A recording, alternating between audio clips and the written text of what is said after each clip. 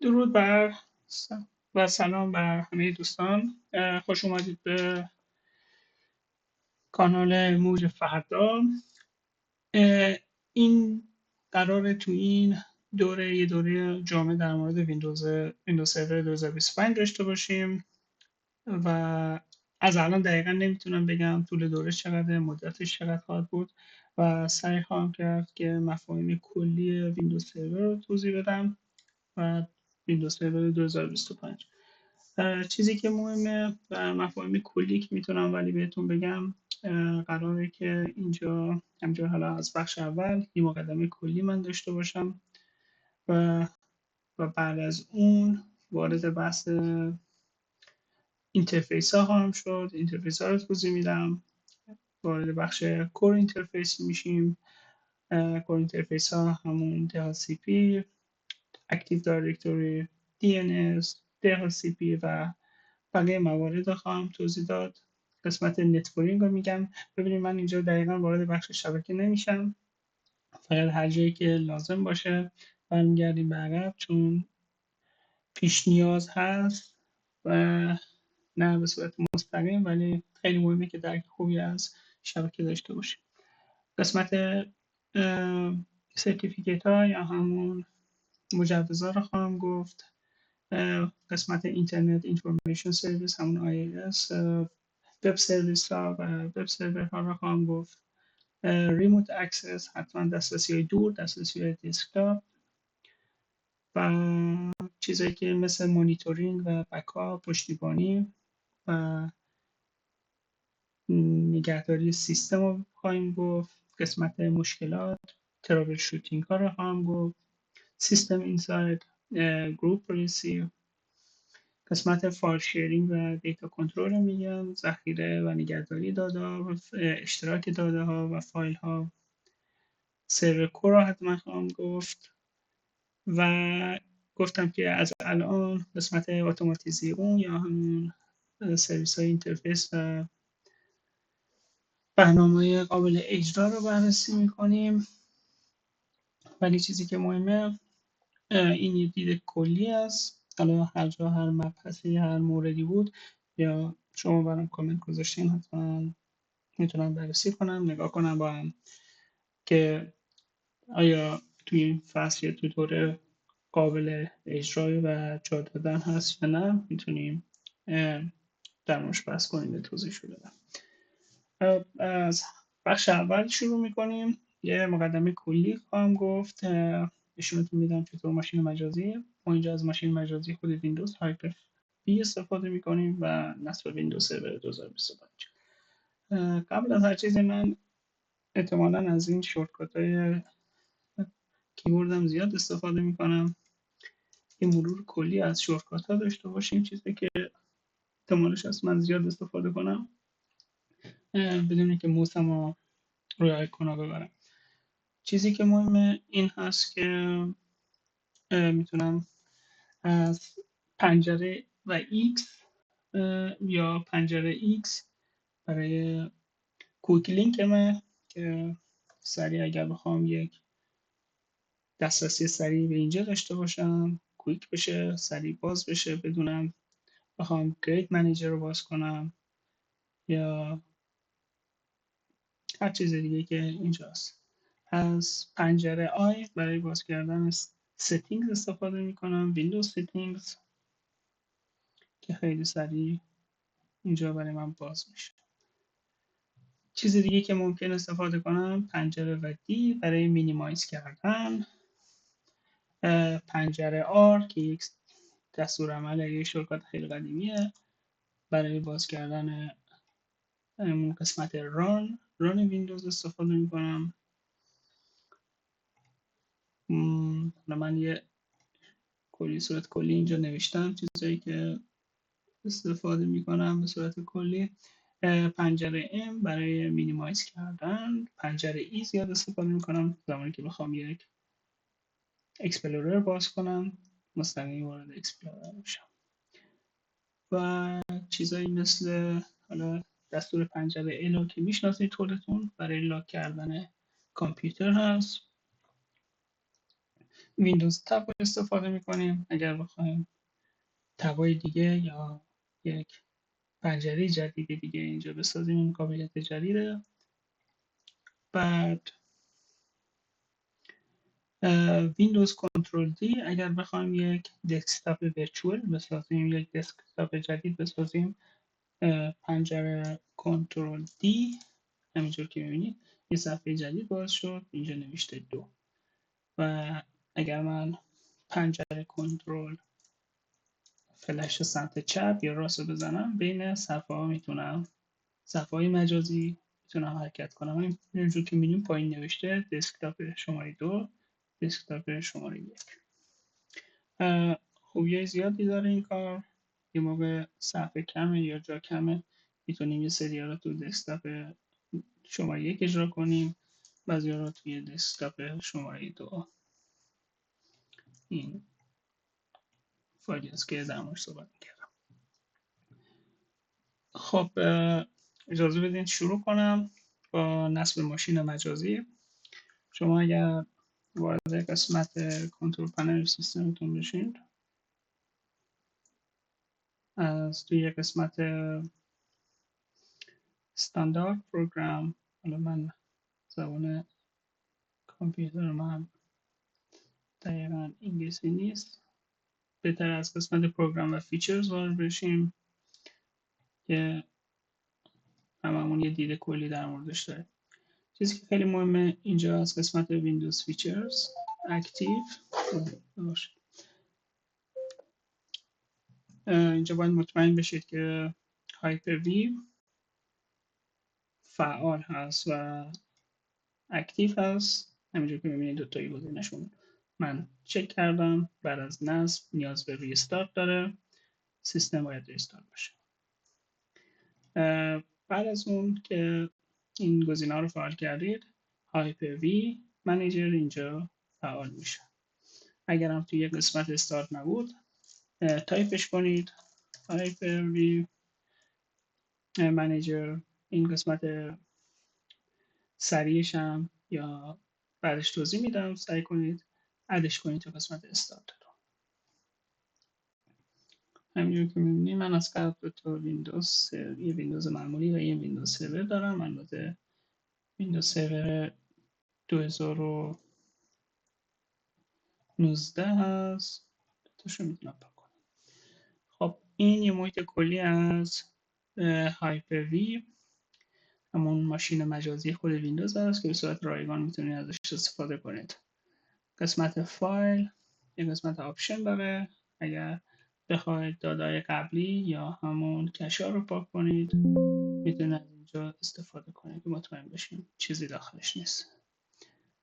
بعد چیزی که اینجا مهمه برای ما، البته تمام گزینه‌ها اینجا هست، این بالا هست و اینجا هست، یعنی در اصل ما 3 بار میتونیم این گزینه‌ها رو صدا بزنیم. حالا اون بالا رو من توضیح بدم، راست رو توضیح بدم و چپ رو توضیح بدم فرق آنچنان با هم نداره چون گزینه‌ها فقط تکرار شده. چیزایی میگم که برای ما مهم است و دقیقا میخوایم شروع کنیم. قبل از اینکه من ماشین مجازی رو بسازم میتونیم هارد مجاز بسازیم یا دیسک مجازی بسازیم، ولی زمان ساخت ورچوال کامپیوتر همون ماشین مجازی به صورت اتوماتیک ما هارد دیسک مجازی رو خواهیم ساخت. این هم قسمت اینشتلون یا همون قسمت سیتینگش هست که اینم در زمان ساخت ماشین مجازی به صورت مجزا میشه در موردش بحث کرد. خب قبل از ساخت ماشین مجازی من میخوام یک سویچ مجازی بسازم. ما اینجا هدف اون پیاده‌سازی یک شبکه داخلی است. حالا یک شبکه از نوع C, B یا A نسبت به هاست ها یا همون end user ها، همون نسبت به دستگاهایی که توی شبکه و کاربرانی که توی شبکه هست که اون بحثا جلوتر باز میکنیم. حالا ولی چیزی که مهمه فقط شما بدونید که هدف پیاده‌سازی شبکه است و از هر شبکه هم نیاز به یک سویچ داره که کامپیوترها بتونن باش متصل بشن. من میتونم مستقیم به روتر سیستم خودم یا همین روتر کار وصل کنم، ولی میتونیم براش یک سویچ مجازی ایجاد کنیم. برای این کار از قسمت Manage your Virtual Switch همینجور که میبینید 3 تا گزینه داریم. میتونیم یک ماشین مجازی اکسترنال ایجاد کنیم که رو شبکه بیرونی وصل بشه، یک شبکه مجازی اینترنال برای داخل، یا یک نوع شبکه پیوات باشه که هیچ نوع دسترسی به بیرون نداره، هیچ نوع دسترسی به اینترنت نداره و همینطور حالت اینترنال و اکسترنال. اینا که گفتم باز نسبت به سیاست های شبکه است. من دوست دارم اینو اکسترنال کنم، ولی بعد تو قسمت گروپ پالیسی ها و دسترسی ها میتونیم مشخص کنیم که این شبکه اجازه دسترسی به بیرون داره یا کسی از بیرون دسترسی داخل داره یا اینکه نه. virtual machine create میزنم، ایجاد virtual machine. یه اسم میخواد، مثلا من بهش میدم اسم public switch. یه توضیحات داره، همون دیسکریپشنه، هر چی دوست داشته باشید میتونید وارد کنید. مثلا همین اسم بالا یک نوع پابلیک سویچ برای پابلیک سویچ. من اسم خودش رو میذارم. یه توضیح میخوایم بزنیم، مثلا نمیدونم پابلیک سویچ تست فور نتورک فور هر چیزی که میخواین وارد کنید. بعد میگه این به چه شبکه‌ای وصل بشه، به چه نتورکی وصل بشه. من وصلش میکنم به روتر خونه، چون من اینجا اینترنت ندارم، یعنی از طریق کاب سیستمم به اینترنت وصل نیست، از طریق وایرلس هست. من وایرلس انتخاب میکنم. اینا دو تا گزینه بودن که میتونن یک سویچ شبکه داشته باشه، سویچ اینترنال یا پرایوت داشته باشه. اینو ایجاد میکنم و یه پیام میده. ممکنه که این شبکه برای چند ثانیه قطع بشه، یا ولی چون مجازیه مشکلی برای ما پیش نمیاد.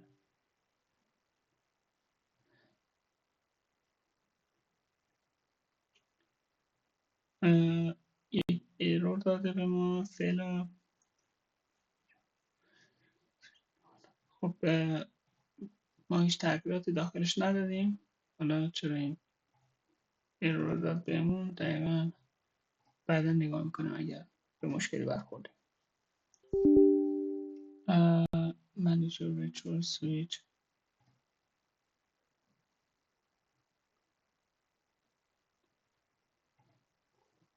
من یه بار دیگه این قسمت virtual manager switch ها شما هم میتونید از اینجا باز کنید. شبکه رو نساخت چون که ایرور داده بود. با ساختتش قسمت پابلیک سویچ.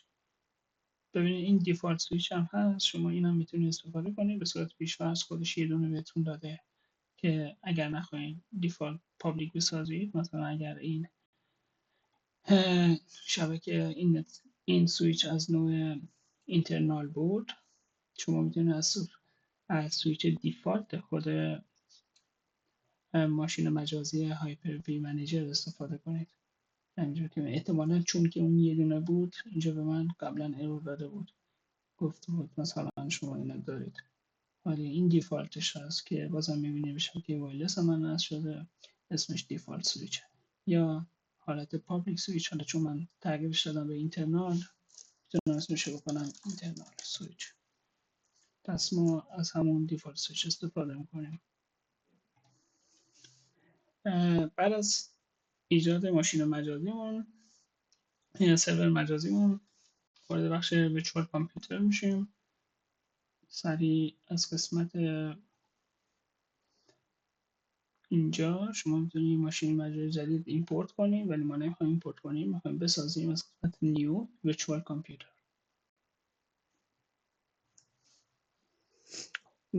ما میگه یه اسم برای ماشین مجازی انتخاب کنید. میخوایم ویندوز سرور 2025 اینجا نصب کنیم. به صورت پیش‌فرض میگه این ماشین مجازی اینجا ذخیره میشه و من پیشنهاد نمی کنم عوضش کنه. اگر من این مسیر رو باز کنم احتمال زیاد اون ماشین مجازی هایی که قبلا ایجاد کردم بعد اینجا باشن داخل قسمت ویرچوال ماشین. پاکشون کردم و اینجا یک گروه بندی کامل از فایل هست که ما فعلا بهشون نیاز نداریم. بعد اینجا دو تا گزینه هست برای انتخاب نوع ماشین مجازی، نسل اول و نسل دوم، و فرقشون این است که این حواستون باشه اینجا یه پیام داده گفته که هر کدوم از اینا رو انتخاب کردیم ماشین مجازی ساختین بعدا دیگه قابل تغییر نیست. پس اولش مطمئن بشید که ماشین مجازی رو به صورت درست نصب کنید. تو نسل دوم همینجوری که می‌بینید یه سری فریم ورک ها قابل دسترس هست به نسبت به سیستم 64 بیتی، میتونن خودشون رو همون سینک کنن، رسانی کنن که ما به صورت هم حالت پیش‌فرض انتخاب میکنیم. نسل دوم مقدار رم باید اینجا مشخص بشه، رم سیستمتون چقدره. حالا من سعی میکنم توی درس بعدی زبان کامپیوترم رو عوض کنم، فکر میکنم این انگلیسی باشه و شما قابل برای همه بهتره. همینجور که میبینید الان 4 گیگابایت برای ویندوز سرور در نظر گرفته. ما میتونیم بیشترش کنیم. همینجور که میدونید هر 1024 مگابایتی برابر با 1 گیگابایته. اگر ما 8 گیگ بخوایم بهش رم بدیم میشه که 8192. پس این 8 گیگ رم 8192 مگابایت برای من برادر. خب ما اونجا یک سویچ مجازی ساختیم. همینجور که میبینید اینترنال سویچی که به اینترنت وصل نمیشه برای لوکاله، و یک دیفالت سویچ همون اکسترنال سویچ بود که به صورت دیفالت وجود داشت و این امکان میده که ویندوز سرور به شبکه اینترنت وصل بشه. حالا یا میتونیم اینترنال یا دیفالت سویچ رو انتخاب کنیم. وارد بحث که میشیم همینجور که میبینید میخواد این ماشین مجازی رو به هارد دیسکمون وصل کنه. براش یه هارد دیسک مشخص کنیم که روش نصب بشه. به صورت دیفالت 128 گیگابایت. برای ویندوز سرور خیلی زیاده، البته فقط برای تست 100% 128 گیگابایت خیلی کمه. همونجور که میبینید تا 64 ترابایت هم ساپورت میکنه. من اینجا مثلا 60 گیگ برای ویندوز سرور نصب یا 80 گیگ. البته اینو در طول زمان بعد میتونیم تغییر بدیم، میتونیم نشون میدم. و این که نشون میده که این هارد دیسک کجا ذخیره میشه. هارد دیسک ماشین مجازی اگر من اینو کنترل بزنم همینجا که میبینید این هارد دیسک جدیده. هارد دیسک که من از قبل داشتم اینجا هستن، ولی خوبه که اینا رو هم باید پاک کنم، ولی الان دقیقا نمیدونم اینو اجازه بدم نصب بشه. بعد چیزی که لازم ندارم مثل ویندوز 10 که مطمئنم لازمش ندارم ما میتونم فعلا پاک کنم. خب ادامه میدیم. بعد از این قسمت اینستالیشن همون قسمت نصب میگه که ویندوز سرور 2025 چطور میخواین نصب کنید. ما میتونیم از گزینه CD رم انتخاب کنیم. اگر دستگاهتون من چون از لپتاپ 14 زول استفاده میکنم چیز نداره، CD رم نداره، یا پس گزینه ISO رو انتخاب میکنم، ایزو. اگر این فایل رو میخواین دانلود کنیم کافیه که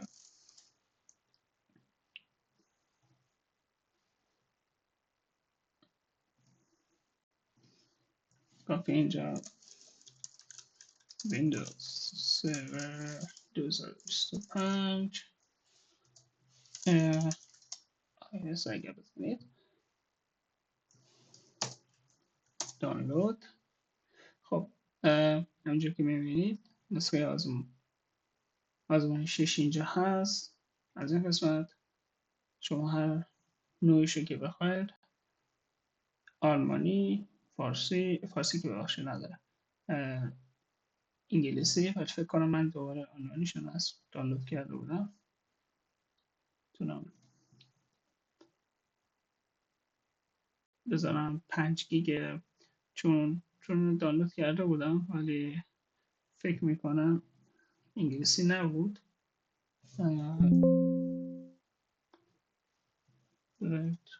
نگاه کنم ببینم چیزی که دانلود شده بود.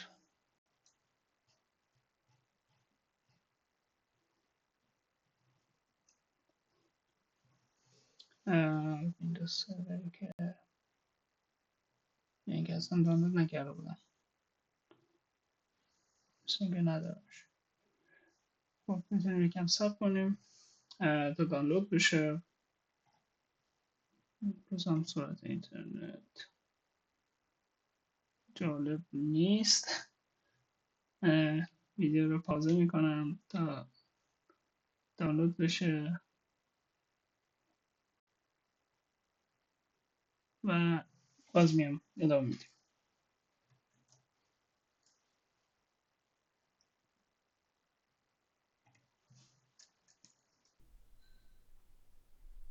خب دانلود تمام شد.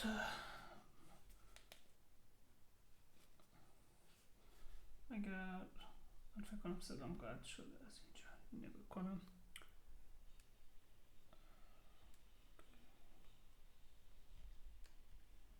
اوکی.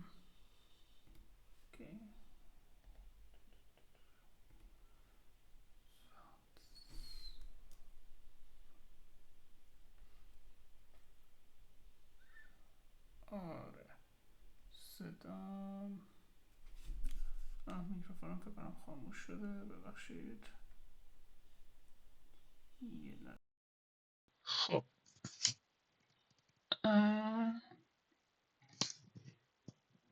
خب فکر میکنم الان صدام بس شد با بهتر شده باشه. این البته این صدای خروجی بود. خیلی مهم نیست، چیزی که مهمه این ورودیه. امیدوارم که هیچ مشکلی پیش نیاد. بعدا من یه بار دیگه هم تست کنم. دانلود انجام شد. در ادامه از قسمت اینستالیشن من اینطوری ویندوز سرور زبان انگلیسی دانلود کردم که بهتر درک کنیم. خب ادامه میدیم از قسمت دانلود. بکنید این خیلی مهمه این فایل کجا باشه. الان تو قسمت داکیومنت. خب خوبه داکیومنت جاش خوب درسته، ولی اگر داکیومنت نبود شما میتونید همیشه یه جا بذاریدش که اگر مثل من عادت دارین که این فایل دانلود رو هر چند باری دیلیت میکنید پاک میکنید، بهتره که بفرستینش اینجا تو این قسمت. فقط چیزی که من الان متوجه نشدم،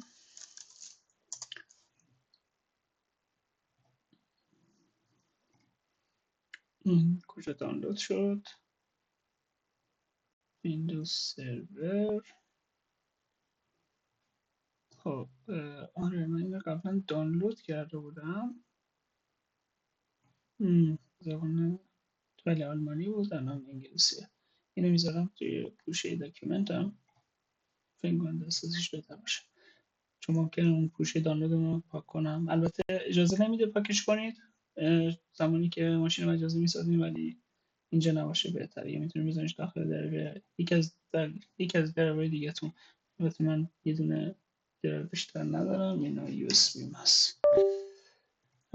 خب از قسمت داکیومنت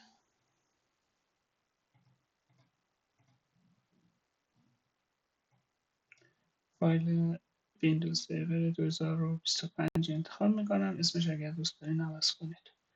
همونجور که میبینید یه پیشنمایش بهمون میده که اسم ماشین مجازی رو گذاشتم ویندوز سرور 2025. از نوع نسل دوم 8 گیگ رم بهش اختصاص دادم. شبکه یا روتر یا سویچ دیفالت انتخاب کردم که به بیرون از شبکه متصل بشه. مسیر نصب هارد دیسک رو بهمون نشون میده و سیستم عاملی که قرار نصب بشه به توی سیستم یا اون سیستم عامل ویندوز سرور 2025 انگلیسی رو دانلود کردم. خب اینو سیو میکنم. الان از این گزینه میتونیم کانکت رو بزنیم که وصل بشیم به سیستممون، یا اینکه قبل از اون از قسمت سیتینگز اگر اینجا باز کنم میبینی که در حال حاضر چون فقط یه دونه ماشین مجازی دارم، تنظیمات مربوط فقط به این ماشین مجازی میبینم و بالا نوشته که تنظیمات برای ماشین مجازی به این اسم روی این سیستم من اسمش لوکاله، به خاطر همین لوکال نشون میده. در قسمت فریمورک همینجور که میبینید لاوفرک یا همون سی رام در قسمت بالا قرار داره. اینا رو میتونید بگیرید به سمت پایین سمت بالا اجرا کنید. دقیقا همون کار بوت سیستم رو میکنه. زمانی که شما وارد قسمت بایوس سیستمتون میشید و قسمت بوت میگید که اول USB یا سی دی رام اجرا بشه که میخوام ویندوز نصب کنم، اینجا هم دقیقا همینه. ما همون DVD رو گذاشتیم بالا. فرض بر این که فایل iOS همون همینجوری که میبینید یه موسمون روش نگه دارم، نوشته که این فایل اولویت داره برای بوت شدن. اولین فایلی خواهد بود که اجرا میشه که سیستم بوت بشه، یعنی سیستم به صورت اتوماتیک روی این بوت خواهد شد. بعد که این کار انجام دادیم برای دفعات بعد میتونیم بیاین اینو به سمت بالا انتقال بدین که این باعث میشه که خیلی سریعتر سیستمتون بیاد بالا. ولی فعلا ما همون حالت دیفالتش رو نگه میذاریم که فایل iOS اون اول از همه خونده بشه. در قسمت سکوریتی یه سری تنظیمات هست که در حال حاضر نیاز ما به اینا نداریم، لازم نیست اینا رو تغییر بدیم. در مورد TPM ها هست، Trace Platform مدولا که اینا رو هم میذاریم باشه. اگه من جای انگلیسی بد صحبت کردم ببخشید، چون که دقیقا باید سویچ کنم بین اون الفبای آلمانی و انگلیسی. ممکنه خیلی موقع وی رو فاو میگم و او رو یو میگم، این حواستون باشه. قسمت رم که همون 8 گیگ انتخاب کردیم، گفتیم 8 گیگ بهش اختصاص میدیم. تنظیمات بقیهش که مربوط به داینامیشه رم میشه، اینا رو همون حالت دیفالت نسبت به این 8 گیگ میذاریم خودش انتخاب کنه. حالت پروسس داریم، چند کرم یا همون هسته میخوایم به این ویندوز سرور اختصاص بدیم. به صورت دیفالت 4 بستگی به سی پی یو داره که شما روی شما دارید. اگر سی پی یو دارید که قدرتش زیاده میتونید از هسته بیشتر اینجا در نظر بگیرید، یا همینجور که ببینید برای همین میگم مقادیر پایین دست نزنیم یا تغییر ندیم، چون خودش اتوماتیک نسبت به مقادیری که وارد میکنیم ریسورس ها رو تغییر میده. بعد وارد قسمت فست پلات میشیم. اینا قبلا انجام دادیم. اگر شما بیاین اینجا یه دونه فست پلات مجازی بسازین یا یه دیسک مجازی بسازین یا هر چیز مجازی که اینجا بسازین، نتیجهش داخل همون ماشین مجازی میشه. یعنی ما تک تک اینایی که اینجا میتونیم جدا جدا بسازیم بعد باشه یه ماشین مجازی بسازیم، زمانی که وارد میشید یه ماشین مجازی ایجاد کنه به صورت اتوماتیک همه اینا رو خودتون تنظیم میکنید. که ما اینو تغییر ندادیم، گفتیم به صورت دیفالت میذاریم محل نصبش همون ویچوال فست پلاگ یا همون ویچوال هارد دیسکمون در مکان خودش باشه. فایل iOS هم که دادیم، گفتیم که این ایمیج فایلمون هست و میخوایم به صورت ابتدایی اجرا بشه. تنظیم دیگه که اینجا خیلی مهمه نتورک کارت، اون کارت شبکه است. خیلی موقع میشه که شما در طول کار لازم میشه که سویچتون رو تغییر بدید. برای اینکه سویچتون رو تغییر بدین باید مطمئن باشین که این رو حالت آف است، یعنی ویندوز سرور ران نیست. بعد در این صورت وارد قسمت settings میشین و یکی دیگه از سویچ ها رو انتخاب میکنید. زمانی که سویچ رو تغییر بدید باید حواستون باشه تمام کامپیوترهایی که به این ویندوز سرور رو وصل از شبکه خارج میشن. دوباره باید اونا رو وارد این شبکه کرد، این شبکه سویچ یا این شبکه لوکال. وارد قسمت مدیریت میشیم. اسمی که برای ویندوز سرور در نظر گرفتیم، اگر بخوایم میتونیم یک متن کوتاهی بنویسیم که this is حالا یا به فارسی یا به هر زبانی که خودتون میخواین. this is a test virtual machine، مثلا virtual machine. بعد این قسمت اینتگریشن سرویس ها هایی است که به صورت پیش‌فرض برای این ماشین مجازی در نظر گرفته شده و اینا به صورت دیفالت. اینا رو اگر لازم بشه اینا رو برمیگردم دوباره توضیح میدم، ولی در حال حاضر میذاریم خودشون به صورت دیفالت یا پیش‌فرض بمونه.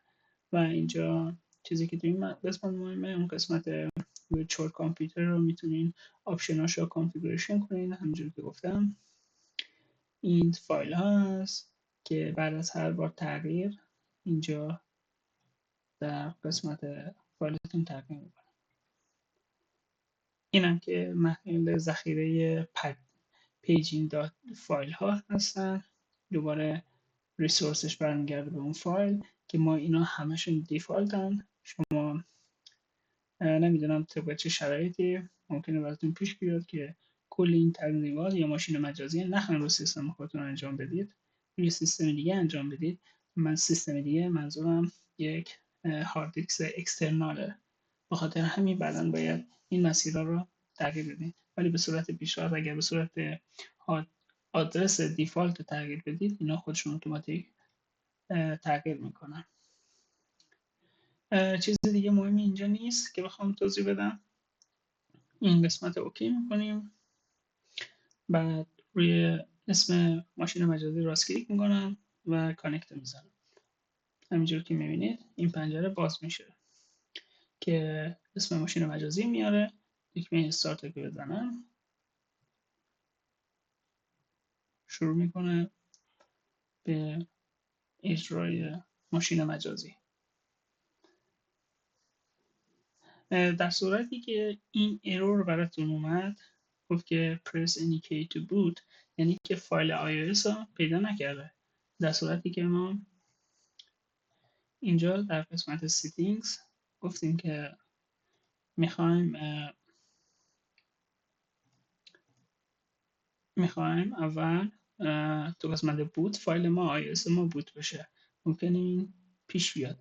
زمانی که این پیش اومد، زمانی که کانکت میزنید دکمه اسپیس روی کیبورد رو پایین نگه داریم.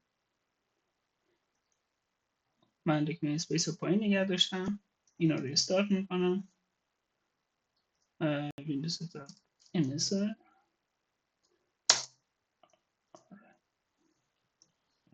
و بعد دکمه اینتر میزنم. پس زمانی که اسپیس رو روی کیبوردتون پایین نگه دارین اتوماتیک، فرض رو اینجا چه ماجیکی اتفاق میفته دقیقا نمیدونم، ولی فایل بوت رو پیدا میکنه و اجرا میشه. زبان و تایم رو مشخص میکنیم که من اینا چون انگلیسی انتخاب کردم فکر کنم گزینه دیگه نباشه داخلش. حالا زمان رو میشه انتخاب کرد و بعدا میتونیم زبان دیگه بهش اضافه کنیم. کیبوردم باید حتما عوضش کنم چون مشکل با هم میزنم.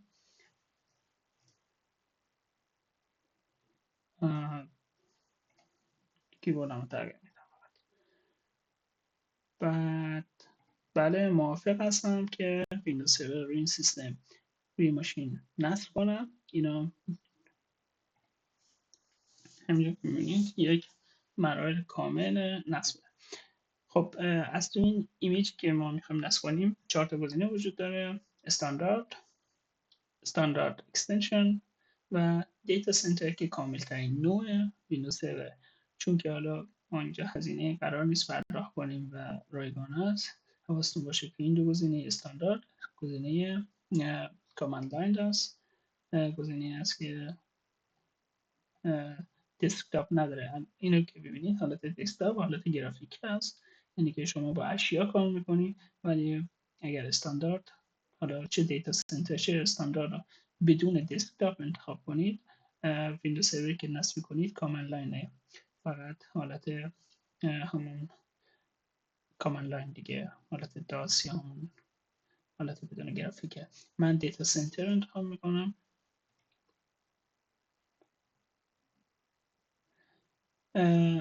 این پرایوسی هاش هست،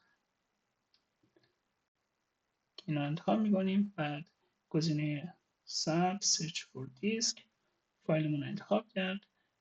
شما اگر دوست داشته باشین، چون اتوماتیک خودش این کار انجام میده، ولی من همیشه روی این یک کریت پارتیشن میزنم که اون فایل اضافیش ساخته بشه. حالا این کارم نکنید، خودش اتوماتیک این کار رو انجام میده.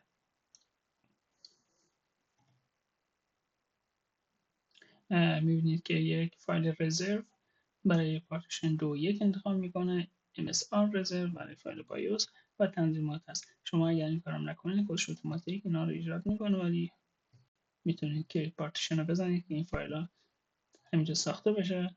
دوست دارین رفرش کنید، دوست دارید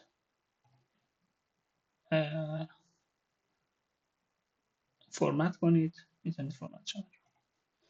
گزینه نیکست رو میزنم. اینستالیشن یا اینستال ویندوز سرور 2025 دیتا سنتر دسکتاپ اکسپریانس شروع میشه به نصب کردن، پیغامش رو بهمون میده. و اینستالینگ ویندوز سرور و همینطور که میبینید نوشته که ممکنه سیستم چندین بار ریستارت بشه. این نصب اینو میذاریم باشه. فکر میکنم من ویدیو رو پازه کنم که زمان زیاد نشه. اینو میذارم نصب بشه، بعد با ادامه میدیم.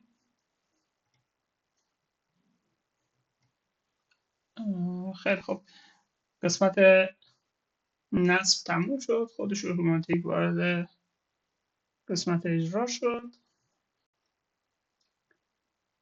یعنی یه دفعه پرید، سورپرایز شدم از 70% پرید توی دکمه اجرا. شدم اینستالیشن هنوز تموم نشده، چون گفته بود چندین بار ممکنه سیستم ریستارت بشه.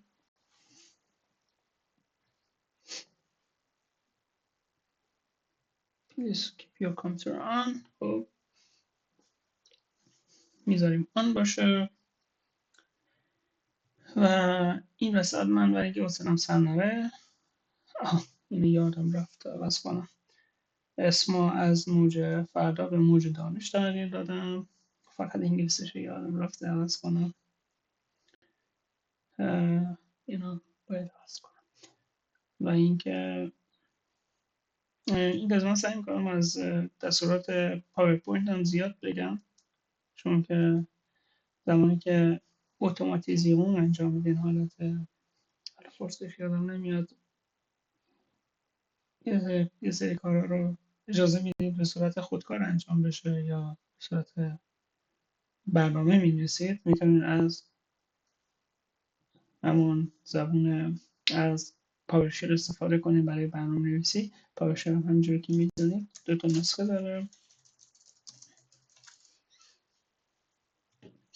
پاورشل حالت ISE یا پاورشل معمولی.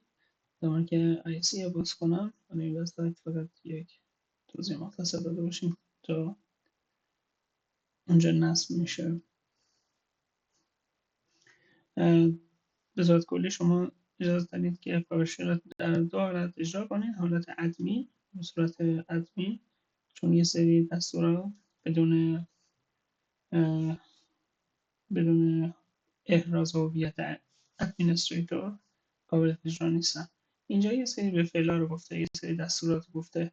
اینجوری که می‌بینید برای آموزش خوب، زمانی که نمیدونید کی چه کاری میکنه میتونید از این دستورات استفاده کنید. زبون یکی از پرکاربردترین دستورات با گت شروع میشه. ببینید مثلا get زنگتون، اگر تایم زون einfügen، اگر من عدی بزنم اینجا اجرا میشه و با گزینه ران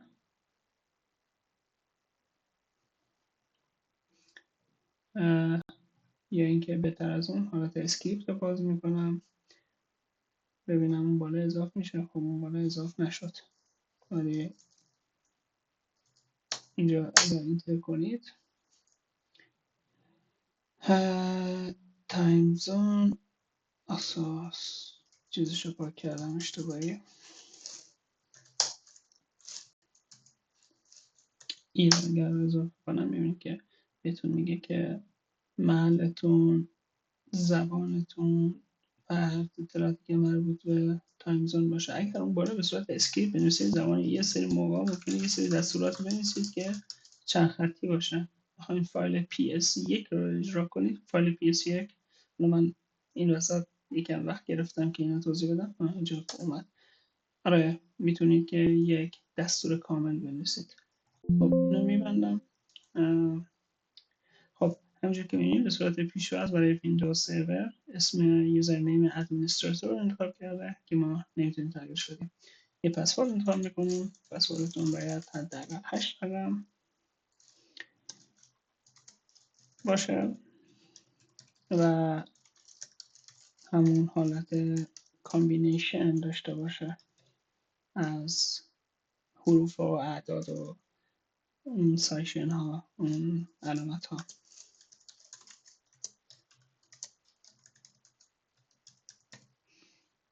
حالا فینیش رو میزنم.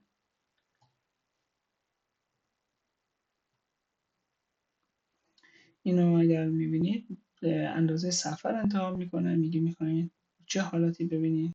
اگر من حالت ماکسیموم رو بزنم فول بیلد، صورت فول بیلد یا صورت کامل نشون میده، یا به صورت HD نسبت به گرافیک و اندازه مانیتورتون میتونید اینو تغییر بدید. اگر من اینو اجرا کنم خودش به صورت اتوماتیک به اون مقداری که مشخص کردم صفحه بزرگ میشه. بعد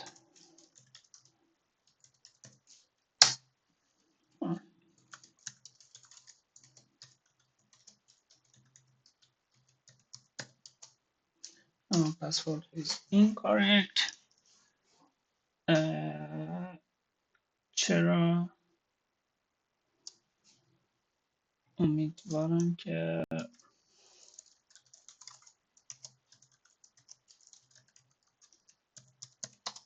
دقیقا همون اتفاق که فکر میکردم افتاد. زبان کیبورد خودم دویچ آلمانی بود. زبان ویندوز سرور انگلیسی انتخاب کردم. بذار ببینم معادلش رو میتونم پیدا کنم اینجا. ببینم چی انتخاب کردم.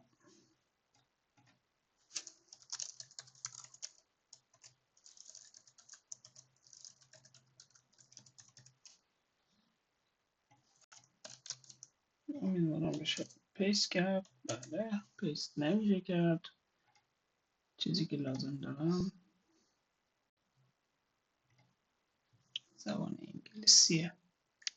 حالا این چیز منه، برآورد منه. حالا مطمئنم نیستم که این واقعا مشکل از اینجاست یا چیز دیگه. ولی تست میکنیم.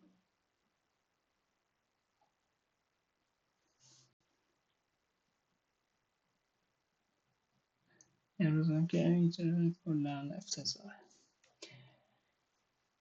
خب تو این زمان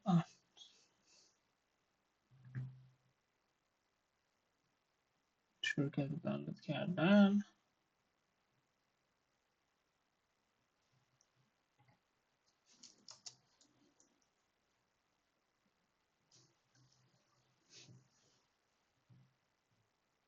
نصب شد. حالا من دوباره امتحان میکنم.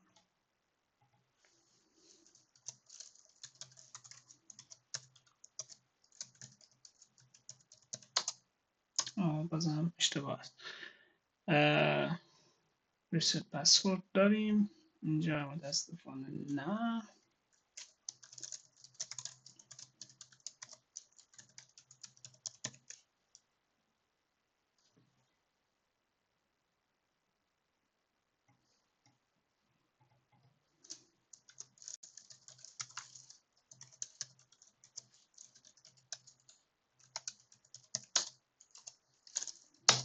نه خیر. خب جالب شد.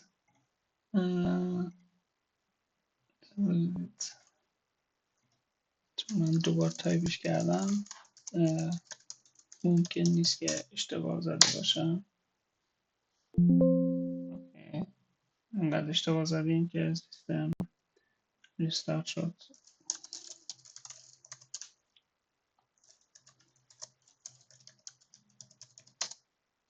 خب اینم که نبود. اینجا این گزینه رو دارم. اینجا تست کنم. اوکی. چون دقیقا از داخل خود سیستم حالت داخل خود ریچوال ماشین باید تغییر میدادم. من هر سری از سیستم خودم تغییر دادم. چرا نمیدونم. و این که اجازه بدید تا اجرا بشه. گفتم که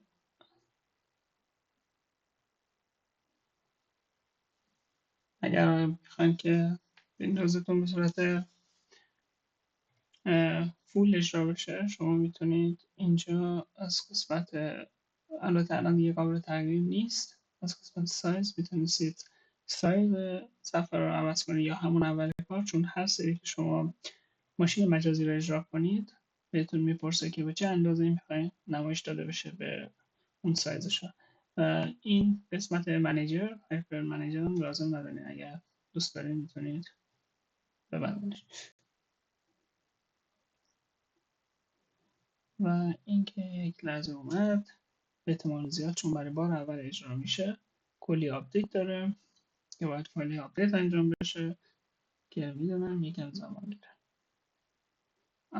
دقیقا قسمت نصب اومد.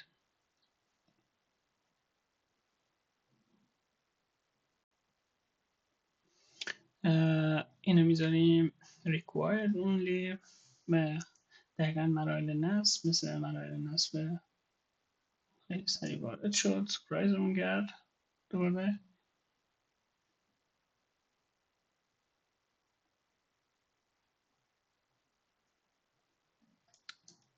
که اجازه میدیم. زمانی که ویندوز سرور برای بار اول اجرا میشه، یعنی که هر بار که ویندوز سرور اجرا میشه فایل سرور منیجر به صورت اتوماتیک اجرا میشه.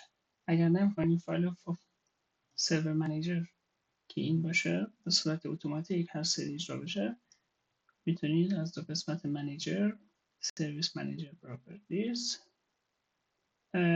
don't start server manager automatically add login، میتونید گزینه رو بزنید.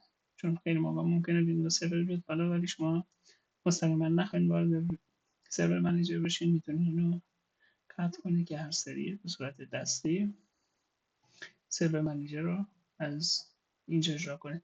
حالا من این سری هر سری این صفحه رو تغییر میدم. میتونم این مشکل نداره. چند دقیقه صبر میکنیم. به احتمال زیاد کلی آپدیت هست در بکاپ، همون بک اندش تو قسمت پنان سیستم. خب ویندوز سرور 2025 نصب شد. همونجور که گفتم هدف این قسمت بخش اول این مقدمه نصب ماشین مجازی بود و نصب ویندوز سرور که به اینا پرداختیم.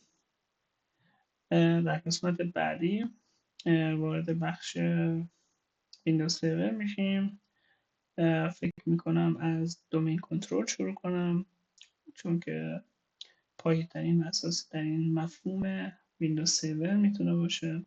زمانی که یک شبکه ایجاد میکنیم که این دومین سرور، شما حالا بحثش نمیخوام باز کنم، و چی هست، چرا لازم داریم و چرا باید قبل از شروع کار انجام بشم، در بحث بعد میگم. ولی چیزی که مهمه، ما الان ویندوز سرورمون رو نصب کردیم.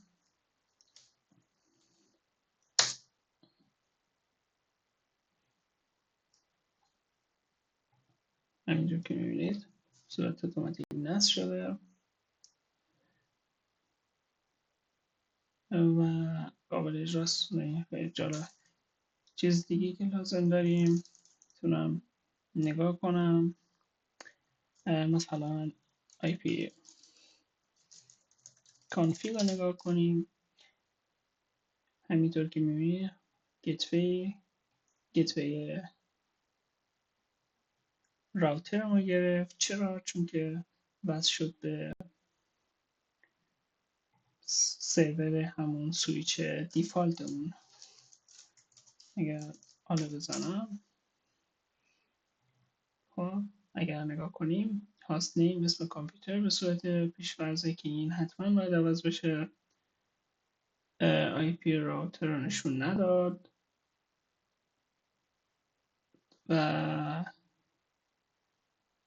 کانکشن ها رو نشون میده. یک توضیح کلی میده که مایکروسافت هایپر وی نتورک آداپتورمون هست، این کار آداپتورمون رو داره انجام میده. دیفالت گیتوی نشون داده و و آی پی آدرسمون که اینجا مشخص شده. نوع سابنت ماسک نشون داده. یه سری اطلاعات کلی. خب امیدوارم از این قسمت لذت برده باشین، خیلی مفید بوده باشه. حتما تمرین کنید. دیدید که تا الان همه موارد رایگان بود، هیچ هزینه نیاز نیست. حالا به غیر از اون زمان و اینترنتی که مصرف میکنید فایل رو دانلود کنید. و پیشنهادی که میکنم همینجا تحت هیچ عنوان، مخصوصا روی ویندوز سرور یا تو محل کار، هیچ نوع فایل کرک شده ای نصب نکنید. زمانی که شما به عنوان مدیر اجازه میدید که یک فایلی با احراز هویت مدیر روی فایل روی سیستمتون نصب بشه، شما هیچ تصمیمی دیگه روی این سیستم نمیتونید بگیرید، چون که اون موقع دیگه شما تنها نیستید. زمانی که یک برنامه یا یک فایل کرک شده رو نصب میکنید، درسته مداری خودش رو داره، رایگانه، ولی اگر میخواین انجام بدید سعی کنید همیشه روی لپتاپتون یک ورچوال ماشین بسازید. مثل اینجا حالا ما ویندوز سرور ساختیم، شما ویندوز ایکس پی، ویندوز 10 11 یا هر چیزی که دوست دارید نصب کنید، روی اون این فایل ها رو نصب کنید یا اون برنامه ها رو نصب کنید. چون که اگر مستقیما روی سیستم خودتون نصب کنید، مدیر تعدادش عوض میشه، اجازه دسترسی دارن، فایل ها رو میتونن اجرا کنن و برای اون قسمت سکوریتی ها واردش حتما میشین. خب و فصل دوم با دومین کنترل شروع میکنیم. امیدوارم از این ویدیو لذت برده باشید. سوال داشتین توی کامنت ها حتما بنویسید. کانالم سابسکرایب کنید و تا ویدیو بعدی، خدا نگهدار.